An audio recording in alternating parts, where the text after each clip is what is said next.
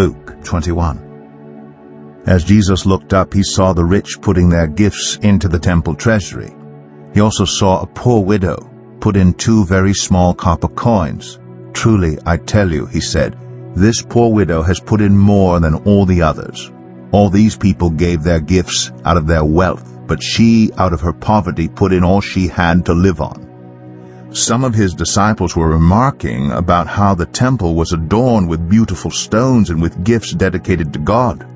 But Jesus said, "As for what you see here, the time will come when not one stone will be left on another. Every one of them will be thrown down." "Teacher," they asked, "when will these things happen? And what will be the sign that they are about to take place?" He replied, "Watch out that you are not deceived.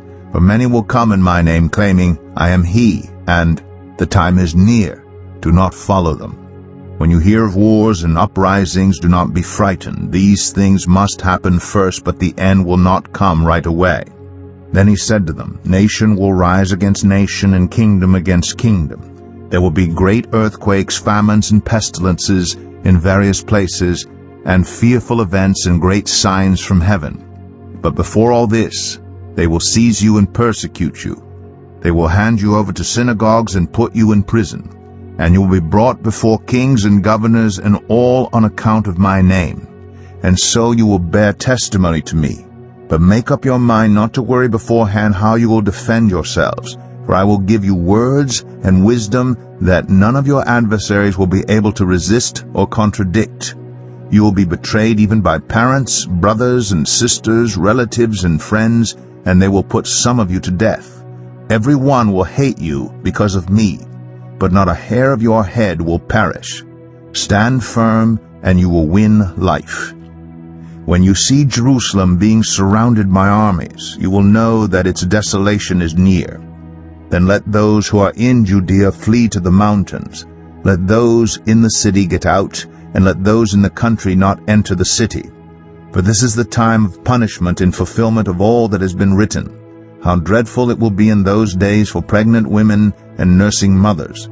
There will be great distress in the land, and wrath against this people. They will fall by the sword, and will be taken as prisoners to all the nations. Jerusalem will be trampled on by the Gentiles until the times of the Gentiles are fulfilled. There will be signs in the sun, moon, and stars. On the earth, nations will be in anguish and perplexity at the roaring and tossing of the sea. People will faint from terror, apprehensive of what is coming on the world, for the heavenly bodies will be shaken. At that time they will see the Son of Man coming in a cloud with power and great glory. When these things begin to take place, stand up and lift up your heads, because your redemption is drawing near." He told them this parable. "Look at the fig tree and all the trees. When they sprout leaves, you can see for yourselves and know that summer is near. Even so, when you see these things happening, you know that the kingdom of God is near. Truly, I tell you, this generation will certainly not pass away until all these things have happened. Heaven and earth will pass away, but my words will never pass away. Be careful, or your hearts will be weighed down with carousing, drunkenness, and the anxieties of life, and that day will close on you suddenly like a trap. For it will come on all those who live on the face of the whole earth. Be always on the watch and pray, that you may be able to escape all that is about to happen, and that you may be able to stand before the Son of Man." Each day Jesus was teaching at the temple, and each evening he went out to spend the night on the hill called the Mount of Olives, and all the people came early in the morning to hear him at the temple. Luke 22. Now the festival of unleavened bread, called the Passover, was approaching. And the chief priests and the teachers of the law were looking for some way to get rid of Jesus, for they were afraid of the people. Then Satan entered Judas, called Iscariot, one of the 12. And Judas went to the chief priests and the officers of the temple guard and discussed with them how he might betray Jesus. They were delighted and agreed to give him money. He consented and watched for an opportunity to hand Jesus over to them when no crowd was present. Then came the day of unleavened bread, on which the Passover lamb had to be sacrificed. Jesus sent Peter and John, saying, "Go and make preparation for us to eat the Passover."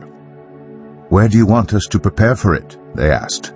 He replied, "As you enter the city, a man carrying a jar of water will meet you. Follow him to the house that he enters, and say to the owner of the house, 'The teacher asks, where is the guest room where I may eat the Passover with my disciples?' He will show you a large room upstairs, all furnished. Make preparations there." They left and found things just as Jesus had told them, so they prepared the Passover. When the hour came, Jesus and his apostles reclined at the table, and he said to them, "I have eagerly desired to eat this Passover with you before I suffer. For I tell you, I will not eat it again until it finds fulfillment in the kingdom of God." After taking the cup, he gave thanks and said, "Take this, and divide it among you. For I tell you, I will not drink again from the fruit of the vine until the kingdom of God comes." And he took bread, gave thanks, and broke it, and gave it to them, saying, "This is my body given for you. Do this in remembrance of me." In the same way, after supper, he took the cup, saying, "This cup is the new covenant in my blood, which is poured out for you. But the hand of him who is going to betray me is with mine on the table. The Son of Man will go as it has been decreed, but woe to that man who betrays him." They began to question among themselves which of them it might be who would do this. A dispute also arose among them as to which of them was considered to be greatest. Jesus said to them, "The kings of the Gentiles lord it over them, and those who exercise authority over them call themselves benefactors. But you are not to be like that. Instead, the greatest among you should be like the youngest, and the one who rules like the one who serves. For who is greater, the one who is at the table or the one who serves? Is it not the one who's at the table? But I am among you as one who serves. You are those who have stood by me in my trials. And I confer on you a kingdom, just as my Father conferred one on me, so that you may eat and drink at my table in my kingdom, and sit on thrones judging the 12 tribes of Israel. Simon, Simon, Satan is asked to sift all of you as wheat, but I have prayed for you, Simon, that your faith may not fail. And when you have turned back, strengthen your brothers." But he replied, "Lord, I am ready to go with you to prison and to death." Jesus answered, "I tell you, Peter, before the rooster crows today, you will deny 3 times that you know me." Then Jesus asked them, "When I sent you without purse, bag, or sandals, did you lack anything?" "Nothing," they answered. He said to them, "But now if you have a purse, take it, and also a bag. And if you don't have a sword, sell your cloak and buy one. It is written, 'And he was numbered with the transgressors.' And I tell you that this must be fulfilled in me. Yes, what is written about me is reaching its fulfillment." The disciples said, "See, Lord, here are 2 swords." "That's enough," he replied. Jesus went out as usual to the Mount of Olives, and his disciples followed him. On reaching the place, he said to them, "Pray that you will not fall into temptation." He withdrew about a stone's throw beyond them, knelt down and prayed, "Father, if you are willing, take this cup from me. Yet not my will, but yours be done." An angel from heaven appeared to him and strengthened him. And being in anguish, he prayed more earnestly, and his sweat was like drops of blood falling to the ground. When he rose from prayer and went back to the disciples, he found them asleep, exhausted from sorrow. "Why are you sleeping?" he asked them. "Get up and pray so that you will not fall into temptation." While he was still speaking, a crowd came up, and the man who was called Judas, one of the 12, was leading them.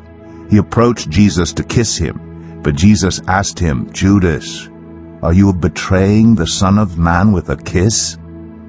When Jesus' followers saw what was going to happen, they said, "Lord, should we strike with our swords?" And one of them struck the servant of the high priest, cutting off his right ear. But Jesus answered, "No more of this." And he touched the man's ear and healed him. Then Jesus said to the chief priests, the officers of the temple guard, and the elders who had come for him, "Am I leading a rebellion, that you have come with swords and clubs? Every day I was with you in the temple court, and you did not lay a hand on me. But this is your hour, when darkness reigns." Then seizing him, they led him away and took him into the house of the high priest. Peter followed at a distance, and when some there had kindled a fire in the middle of the courtyard and had sat down together, Peter sat down with them. A servant girl saw him seated there in the firelight. She looked closely at him and said, "This man was with him." But he denied it. "Woman, I don't know him," he said. A little later someone else saw him and said, "You also are one of them." "Man, I am not," Peter replied. About an hour later another asserted, "Certainly this fellow was with him, for he is a Galilean." Peter replied, "Man, I don't know what you're talking about." Just as he was speaking, the rooster crowed. The Lord turned and looked straight at Peter. Then Peter remembered the word the Lord had spoken to him, "Before the rooster crows today, you will disown me 3 times." And he went outside and wept bitterly. The men who were guarding Jesus began mocking and beating him. They blindfolded him and demanded, "Prophesy, who hit you?" And they said many other insulting things to him. At daybreak the council of the elders of the people, both the chief priest and the teachers of the law, met together, and Jesus was led before them. "If you are the Messiah," they said, "tell us." Jesus answered, "If I tell you, you will not believe me, and if I asked you, you would not answer.